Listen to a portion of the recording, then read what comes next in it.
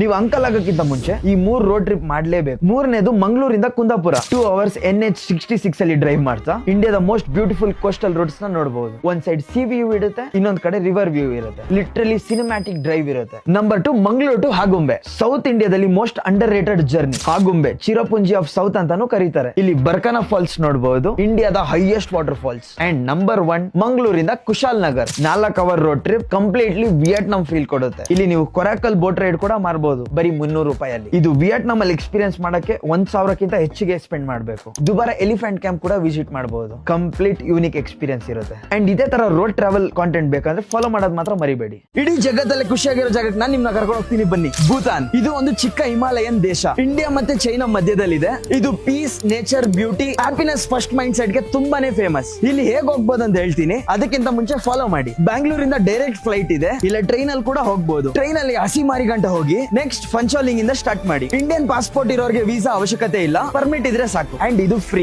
ಭೂತಾನ್ ಅಲ್ಲಿ ಇದೆಲ್ಲ ಜಾಗಕ್ಕೆ ನೀವು ಹೋಗ್ಬೋದು. ಥಿಂಪು, ಪಾರೋ, ಪುನಾಕ, ದಾಚುಲಾ ಪಾಸ್.